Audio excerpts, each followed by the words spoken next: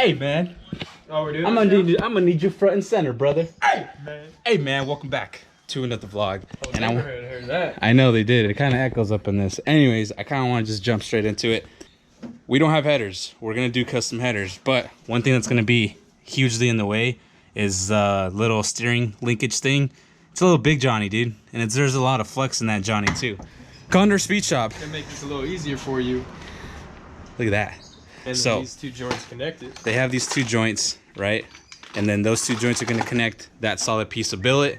That little rod should give us a lot better clearance. Obviously, it's not going to be like all the room in the world, but it is going to make a huge difference as far as like our header clearance goes, because there's going to be a lot going on over here. And you said that your steering response felt a little sloppy, so yeah, you should tighten it up. So that's just what I'm assuming. I have like drift clips when I was doing like a clutch kick, like faint entry. Like I would really have to like turn the steering wheel, like almost like a full, like a 180-degree rotation. Sure.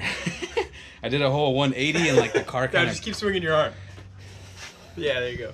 Anyways, we got to get that installed. My steering rack isn't in, so I'm gonna get the steering rack installed. Gonna get that replaced out, and then we'll kind of see how it turns out, man. Yeah, man. Yeah, man. And then we'll connect the steering wheel, and then we'll pretend I'm driving.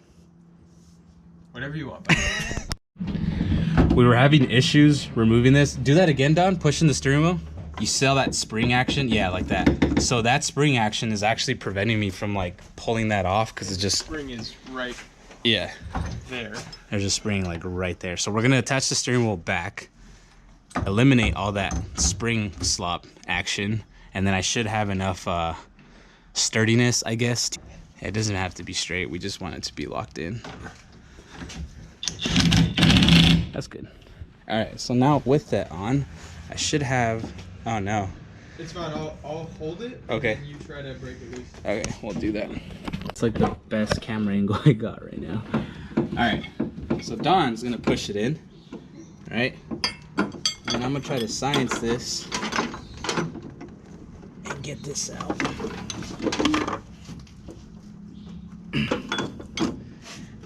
I'll get this out. Use the force. Bro, just go, bro. Right now, hurry up. Hold on, do it. Yeah. Oh my god. There you go. It worked. It did work. I'm surprised. Show me that sick tandem you're about to do, man. Show me that sick tandem. Get in there, man. You're right now. You're chasing. There you go. Hit that Manji, bro. There you go. Hit that. Oh, cops are coming. Cops are coming. Cops are coming. Cops are coming. Cops are coming. I fucking hate you. It's so fast. Holy shit. All right, man. Now that we got both pieces out, do a side-by-side comparison. Look at that. Look at this garbage right here, man. Obesity right there, man. So from what I heard, from what I've seen online, supposedly these look so hideous like this because they're designed to break if you like get into a car crash and the steering wheel doesn't like impale you. But we're full race car, dude.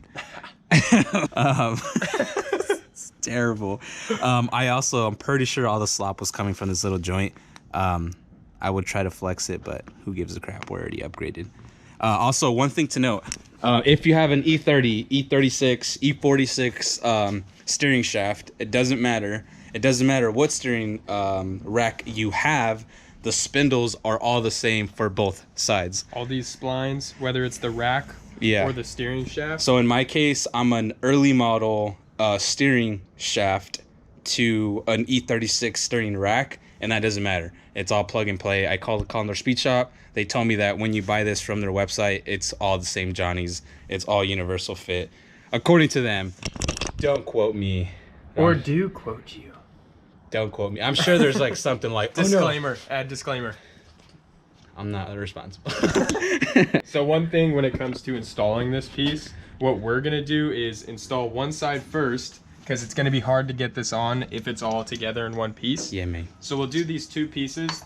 Obviously this one's gonna go on the steering rack, this one on the steering shaft. We're gonna install them, and then when we bring the steering rack up, we're gonna throw this guy in and then bring it up to the other. Whatever. So that should be the easiest way to do this, and we're gonna give it a shot. I ended up getting my steering rack rebuilt with the local shop.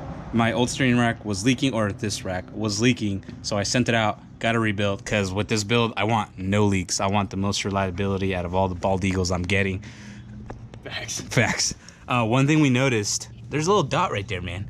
Now, I don't know what it's for, but there's a dot right there. So we're just gonna line up the dots, man. I feel like that shit. It just sounds logical. Just for the satisfaction, we're gonna line that. You want to use a rubber mallet for that, good sir, so you don't, destroy the metal? No, say what you were gonna say. Volunteer work. This show's for little kids, man, all right? I was gonna, here, take the rubber mallet, all right? Give it a couple oog-doogs, mate. Oh, no. Oh, that's sliding in beautifully, brother. Right there. Did I go too far? A little too far, man. That's alright. We'll fix that. Yeah, well, that's why the billet piece is like, we get adjustability at. Yeah. You're doing great. Thanks.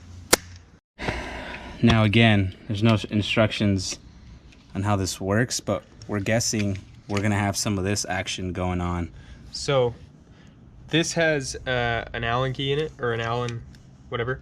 And then, so what we're going to do is we're going to screw this in and set it down, and then we will use the nut to lock it in. Yeah. There is 3 with each billet piece. So there's a hole here, and a hole on the side.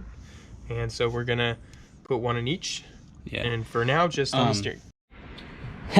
So. All right. My steering rack was not in the car, right? I ended up going to the hardware store and ended up getting hardware that was the same bore size as the actual rack and the subframe itself, because my older hardware, it wasn't this. It was a lot skinnier, so there was a lot of play. So if it would come loose even just the slightest, that my whole rack would be shaking. So I got something that'll fit according.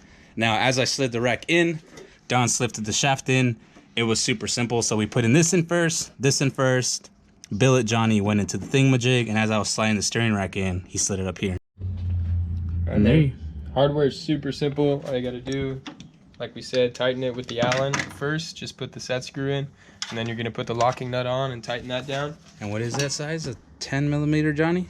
I used a 13 millimeter, but 13. I believe it's a standard size. Yeah, it's like 12 and a half. 1/2. 1/2. And even that was a little loose, but it doesn't matter. You don't have to tighten them super crazy. But that's it, man. Here, take the camera, man. We're gonna show them that it's like, so look at the wiggling on that, and look at the wiggling I'm doing over here. It's like super direct.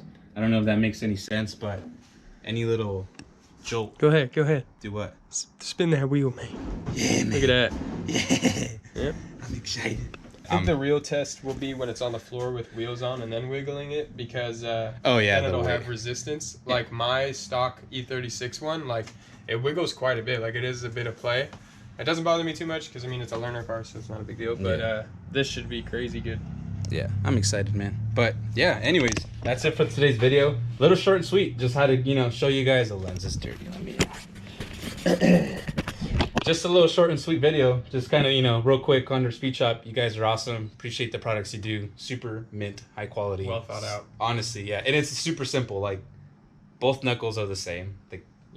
And you don't have to have an LS swap to run this. You can just run it, and it's a good aftermarket modification to add to your for any BMW E30, E36, E46. So facts. It's pretty sick. Thank you for watching today's video. Make sure you like, comment, subscribe, follow the social medias. We haven't been saying that. Tag them. There's mine. There's Don's. Tell your friends. Tell your friends, man. Peace.